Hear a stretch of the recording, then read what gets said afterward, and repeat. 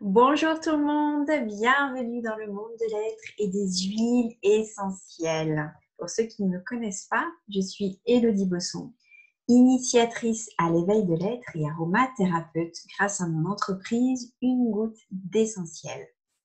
Dans cette vidéo, j'ai envie de parler, de mettre un mot comme ça à côté des huiles essentielles qui fait peur, oui, mais c'est une réalité qu'il est important aussi de comprendre. Toxicité. Quand on se soigne avec les huiles essentielles, donc on rentre dans l'aromathérapie, c'est vraiment l'usage thérapeutique des molécules aromatiques, des molécules biochimiques des huiles essentielles, c'est ça l'aromathérapie. Eh bien, il faut avoir en tête que ce n'est pas anodin, que ce n'est pas une médecine douce, l'aromathérapie. C'est une médecine naturelle, mais très puissante. Et oui, il y a des toxicités avec les huiles essentielles. Mais attention, il existe tellement d'huiles essentielles, au moins 500 huiles essentielles, enfin, grosso modo, sur les 800 000 espèces végétales recensées, seules 10% d'entre elles sont capables de fabriquer des essences végétales. Donc, dans ces cas-là, on les appelle des plantes aromatiques. Et donc, dans ces 10%, j'ai en tête 500 huiles essentielles, c'est déjà pas mal. Le fournisseur, enfin le laboratoire avec lequel je travaille en propose 500. Mais il n'y en a pas deux pareilles. Même si sur un plan biochimique, elles pourraient se ressembler, il y aura toujours des différences parce que pas le même biotope, pas le même terrain, pas le même mode de production, pas la même plante, pas la même vie végétale, etc. Donc, bref, mais on n'aura du coup pas la même façon de toutes les utiliser. C'est pour ça qu'en aroma, c'est toujours compliqué, quand je fais des formations, de faire des généralités. On veut parfois simplifier les choses, mais c'est très délicat en aromathérapie de simplifier. Parce que, comme je vous disais, c'est une médecine concentrée. C'est une médecine qui va pouvoir, enfin une médecine, je ne suis pas censée mettre le mot médecine, mais c'est une façon de se soigner naturellement, mais très puissante, très concentrée, qui peut agir sur un plan physique, sur un plan psychique, émotionnel, énergétique, spirituel. Les huiles essentielles ont beaucoup de langage, beaucoup de façons de rentrer en communication avec nous. Alors là, dans cette vidéo, j'ai juste envie, très rapidement, sans rentrer dans le détail, mais de vous parler justement de l'aroma. C'est super, l'aromathérapie. Oui, mais il est vraiment toujours important de savoir où vous mettez les pieds dans l'utilisation des huiles essentielles que vous avez chez vous. Alors, il y a toute une partie de la population, de personnes qui font super attention et qui d'ailleurs font tellement attention qu'elles ont peur des huiles et qu'elles n'osent pas utiliser les huiles qu'elles ont chez elles, parce que voilà, on entend tout et son contraire. C'est parfois difficile de s'y retrouver. On leur a conseillé une huile essentielle dans un cadre particulier. Elles l'ont utilisée et puis après, boum, c'est mis au tiroir et aux oubliettes parce qu'on ne sait plus comment faire. Et puis, il y a d'autres personnes qui s'aventurent un peu plus loin, mais parfois les yeux fermés. Je vous le dis parce que je le vois aussi. Et malheureusement, qui ont des accidents avec les huiles essentielles, qui ont sorti peut-être des choses, des informations de leur contexte et qui les ont utilisées du coup dans des mauvaises conditions et qui ont vu du coup des effets secondaires, entre guillemets, apparaître. Et et puis, se soigner avec l'aroma, quand on met un pied dans l'aromathérapie, c'est vite passionnant, mais c'est vite déroutant aussi parce que, voilà, il y a plein d'huiles essentielles différentes. Il y a plein de façons différentes de les utiliser. Puis, elles sont toxicité qui revient, précaution d'emploi, que du coup, oulala, la panique, qu'est-ce que je fais? D'où l'importance de se former, pas seulement de s'informer, mais aujourd'hui, j'ai envie de dire de se former pour vraiment avoir les outils en termes de connaissances, pour que vous puissiez, peu importe le contexte, savoir comment les utiliser et obtenir seulement leurs bénéfices et éviter leur toxicité. Donc, une toxicité, c'est eh bien, c'est tous les faits, on va dire, délétères, toxiques qu'elles peuvent avoir sur nous, surtout sur un plan physiologique, métabolique. Il y a plusieurs degrés aussi de toxicité en fonction de l'huile essentielle. Vous voyez, il y a tellement de facteurs en fait dans l'aroma. Mais n'en ayez pas peur parce que quand on commence cet apprentissage, de nouveau, c'est passionnant parce qu'on apprend à se soigner naturellement, un pas après l'autre en étant accompagné, c'est l'idéal, mais vraiment pour reprendre du pouvoir sur sa santé. Et mine de rien, quand on fait ça, on prend soin de soi et c'est juste génial. Voilà. Donc, la première des toxicités qu'on pourrait trouver très facilement chez les huiles, c'est la dermotoxicité. On peut dire la dermocausticité. Il y a des huiles essentielles qui sont extrêmement irritantes, comme par exemple les cannelles, mais également clou de girofle, la sarriette, l'origan ou aussi la lycée citronnée, qui sont divinement bons et qu'on aurait envie de s'en tartiner, peut-être, je dis bien peut-être, tellement qu'elles sont bonnes. Parce que parfois, on se fie malheureusement qu'à l'odeur pour les utiliser et il ne faut pas du tout se fier qu'à l'odeur. Et la lycée est super irritante. Elle n'est pas dangereuse en soi si on l'utilise comme il faut, mais sur la peau, si on l'applique pure, vraiment, elle va nous brûler la peau. Donc voilà, parmi ces huiles que je vous ai citées, si on les applique pures sur la peau, même en trace, on aura une brûlure. Une brûlure qui peut être plus ou moins importante. Vraiment, ça peut être extrêmement irritant, comme une cannelle. À peine la cannelle va frôler votre peau, qu'elle va laisser vraiment elle va provoquer une irritation très importante. Si jamais vous avez ce genre d'accident, moi ça m'est arrivé des accidents, c'était pas voulu, mais par exemple j'ai une fois respiré le flacon de cannelle et le bout de mon nez a flirté avec le codigoutte en plastique. J'ai pas prêté attention, j'ai refermé le bouchon et puis tout de suite j'ai eu comme une sensation de gêne au niveau du nez, un petit picotement. En fait, quand je suis allée me voir dans la glace, j'avais le bout du nez légèrement rouge. Je me suis dit, oh punaise, mais oui, légèrement le bout de mon nez a touché le flacon. Qu'est-ce que j'ai fait? J'ai appliqué de l'huile végétale tout de suite pour pouvoir diminuer, en fait, apaiser l'irritation et puis diluer ce qui aurait pu être absorbé. Et ensuite, j'ai appliqué un peu d'huile essentielle de lavande. Alors, on pourrait choisir la lavande vraie, qui du coup convient à une grande majorité des personnes, ou, hormis les enfants, on pourrait utiliser la lavande aspic. Donc, pas chez la femme enceinte, pas chez les enfants, la lavande aspic. Pas non plus chez les personnes qui ont des troubles neurologiques, mais la lavande aspic va neutraliser les brûlures, les irritations. Donc, on pourrait en appliquer, après avoir mis de l'huile végétale, en appliquer un tout petit peu vraiment ici pour neutraliser, apaiser l'irritation. Enfin, voilà, c'est ce que j'ai fait sur le bout de mon nez. Bien sûr, si vous l'appliquez sur une autre zone du corps par accident, huile végétale tout de suite et de la lavande vraie ou de la lavande aspic s'il n'y a pas de contre-indication pour vous, parce que la lavande aspic contient une grande quantité de camphre et le camphre, il est contre-indiqué chez des personnes sensibles comme les enfants, femmes enceintes, femmes allaitantes, je vous ai dit, ou les personnes qui ont des troubles neurologiques. Donc, ensuite, on peut appliquer quelques gouttes de lavande aspic ici. Voilà. Ça, on va dire que c'est la première toxicité, on va dire la plus... je n'ai pas envie de dire c'est pas... ouais, parce que franchement, en fonction de la quantité qu'on va s'appliquer, moi, j'ai déjà vu des personnes qui ont fait leur masque pour la cosmétique, là, masque visage. Ils ont lu sur Internet qu'on pouvait appliquer de la cannelle. Oui, ils ont bien pleuré ensuite, parce que, de nouveau, la cannelle, c'est la plus coriace en termes de dermocausticité et c'est ultra dangereux d'utiliser de la cannelle dans vos cosmétiques. Non, mais c'est à bannir, d'accord, dans vos cosmétiques. C'est pas du tout approprié, elle est beaucoup, beaucoup trop forte. Donc, déjà pour ça, vous pouvez trouver aussi, en termes de toxicité, la phototoxicité de l'huile essentielle.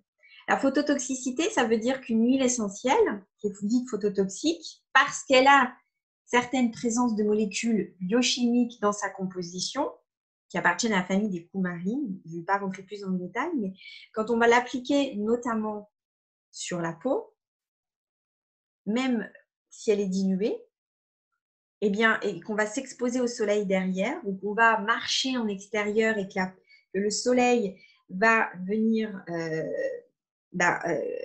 comment dire, caresser la zone où vous avez appliqué les huiles essentielles photosensibilisantes, ça va générer une tache qui peut être indélébile, ça peut brûler aussi.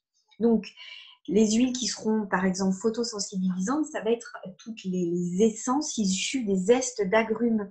Donc, orange, citron, la bergamote, le pamplemousse, etc.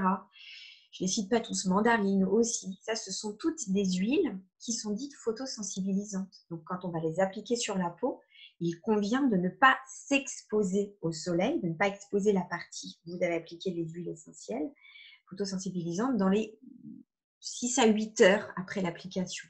Alors moi, je suis hyper prudente parce que j'ai déjà vu moult accidents, parce que parfois on oublie ça. Mais généralement, aux personnes qui ne sont pas formées à l'aromathérapie, je les déconseille d'appliquer ces huiles photosensibilisantes sur la peau. Voilà, j'ai ensuite, je nuance mon propos en fonction à qui je le dis, dans quel cadre je le dis, parce que de nouveau, parfois, les informations sont sorties de leur contexte et du coup, ça génère des accidents. Mais attention, il n'y a pas que les zestes d'agrumes qui contiennent des molécules photosensibilisantes. Il y a aussi d'autres huiles essentielles, comme le céleri, par exemple. Il y a également l'angélique racine. Il y en a plusieurs. Donc, tout ça, de nouveau, avant d'utiliser une huile, informez-vous sur toutes les caractéristiques de l'huile essentielle, toutes les précautions d'emploi à avoir parce qu'elles ne vont pas toutes s'utiliser de la même façon. Ensuite, on peut retrouver des toxicités au niveau du foie, par exemple. Là, on parle d'hépatotoxicité. Et c'est le cas pour toutes les huiles essentielles qui vont contenir une molécule qui appartiennent à la famille des phénols. Et les phénols, c'est une famille fantastique pour prendre en charge des infections bactériennes, par exemple. C'est un peu, elles ont la même force d'action que les antibiotiques en allopathie médicamenteuse. Donc, on va les prendre vraiment en cas d'infection interne. Par exemple, une sinusite, une angine bactérienne, une infection urinaire. Et selon certaines posologies, attention, parce que ces huiles essentielles qui vont contenir ces molécules-là, surtout en grande quantité, dans leur flacon, quand on va les prendre en interne, si on les prend en interne sur du long terme, à forte dose, cela va avoir des effets délétères sur les cellules de notre foie, parce qu'elles sont donc, je vous ai dit, hépatotoxiques. Elles vont détruire les cellules de notre foie, mais je précise, attention, si vous les prenez sur du long terme, ces huiles, et à forte dose, c'est-à-dire au-delà de 6 gouttes par jour, d'accord? Et si vous les prenez au-delà de 10 jours, on fait quand même très, très, très, très attention. Donc, voilà, vous voyez, il y a des conditions pour que la toxicité s'exprime. Bien entendu que des personnes qui ont des problèmes de foie, des maladies, j'ai envie de dire maladies, des pathologies hépatiques, grande prudence, ne faites pas n'importe quoi. Et là, vous vous en remettez à un aromathérapeute ou une personne qui est formée, je dis bien formée sérieusement à l'aromathérapie. Pharmacien, un médecin, un naturopathe par exemple, mais voilà, ça nécessite des connaissances pour pouvoir vous accompagner dans la prise en charge de votre santé. Donc voilà, vous voyez, je vous ai déjà cité 3 toxicités. Il y en a encore d'autres, des toxicités, notamment la neurotoxicité, la néphrotoxicité aussi. Voilà, bon, de nouveau, ma vidéo n'est pas de vous faire un cours parce que ça prendrait des heures de parler de tout ça, mais les huiles essentielles sont très puissantes. Il y a des huiles qui n'ont pas de toxicité, Bien entendu, c'est pas parce qu'elles n'ont pas de toxicité qu'on peut y aller, qu'on peut s'en tartiner, les utiliser tous les jours. Non, absolument pas. Mais un Ravinsara, par exemple, qui est une belle huile essentielle pour l'hiver, un bon compagnon antiviral, qui a de belles propriétés pour nous aider à dégager les voies respiratoires, qui va soutenir notre système immunitaire, eh bien, c'est une huile, si on l'utilise aux doses thérapeutiques recommandées, qui est dépourvue de toxicité. Et on peut l'utiliser vraiment, je dirais, assez facilement. Mais de nouveau, je vous dis ça parce que moi, je suis formée à l'aroma, mais une personne qui est novice devra avoir toutes les informations nécessaires pour savoir comment l'utiliser. Mais vous verrez que quand elle rentre dans votre vie, Ravinsara ou Eucalyptus radié ou du thym linalol ou du tea tree, par exemple, si vous avez les connaissances nécessaires, il ne suffit pas de faire 20 heures de formation en aroma pour maîtriser ces huiles, mais vraiment déjà quelques heures, vraiment vous allez gagner en pouvoir d'action sur votre santé et savoir quoi faire quand vous avez un rhume, vous avez mal à la gorge, gorge irritée ou quand vous vous sentez fatigué, etc. Et ça vous donnera toujours envie d'en savoir un petit peu plus, ça c'est clair. Autre huile essentielle, par exemple, qui est dépourvue de toxicité, c'est la lavande vraie, Lavandula angustifolia, qui, pareil, si on l'utilise aux doses physiologiques, si on respecte les posologies qui convient pour tout le monde, j'ai envie de dire, vraiment pour tout le monde. Bien entendu qu'une femme enceinte qui peut l'utiliser ne l'utilisera pas de la même façon qu'une personne, qu'un adulte qui n'est pas une personne qui n'est pas enceinte, par exemple. Et un enfant, de nouveau, on peut l'utiliser chez les enfants, mais pas n'importe comment, pas comme chez un adulte. Il y aura vraiment des posologies à respecter en fonction de l'âge, en fonction du terrain, en fonction de la sensibilité de la personne, en fonction de ce que vous voulez prendre en charge. Voilà, enfin, bon, de nouveau, je pourrais vous en parler pendant des heures, mais c'est tellement, comment dire, enfin, moi, quand j'ai commencé à me former à l'aromathérapie, au tout début, c'était en pharmacie, j'ai été formée pour pouvoir conseiller les gens en aromathérapie, mais je me suis vite sentie limitée dans mes conseils parce que je manquais de connaissances. Donc, je me suis beaucoup formée toute seule, dans les bouquins notamment, mais je me suis vite sentie limitée quand même parce que face à mon bouquin, j'avais plein de questions à poser et je ne trouvais pas les mêmes informations ou les mêmes synergies dans les différents bouquins. Je me sentais quand même vite perdue et parfois bien seule. Et je me suis dit, bon, laisse tomber, c'est compliqué.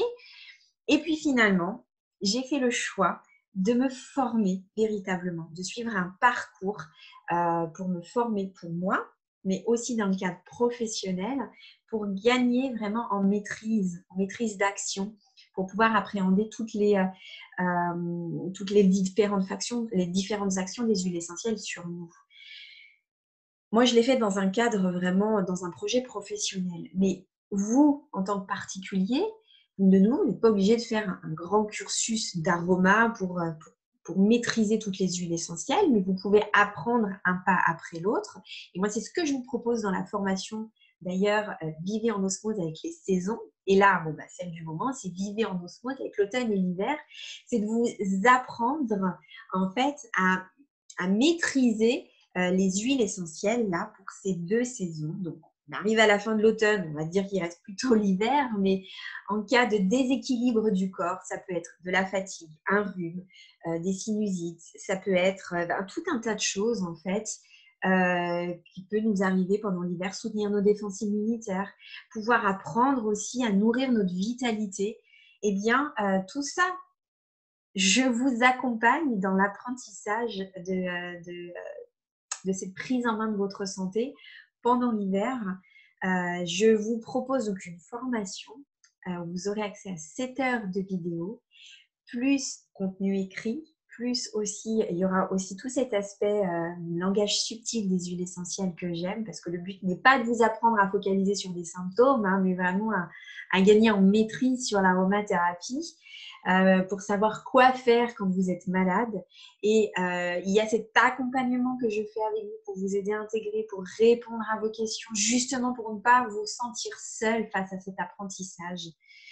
Et je vous transmets toute ma passion, en fait, aussi bien pour les huiles essentielles, mais pour tout le potentiel de l'être humain, parce que je suis passée par moult questions, même si bien sûr j'ai un cursus en pharmacie en tant que préparatrice, mais au début je focalisais sur mes symptômes aussi, hein, et puis j'ai vite compris qu'en fait il y avait une autre façon de se soigner, de se regarder, de se prendre en charge notre terrain, et en dehors des huiles, qu'est-ce que je peux faire déjà au quotidien pour améliorer mon terrain, pour améliorer ma vitalité, pour agir en prévention, parce que ça on n'en parle pas suffisamment et c'est hyper important. Donc voilà ce que je vous propose dans ma formation Vivez en osmose avec l'automne et l'hiver.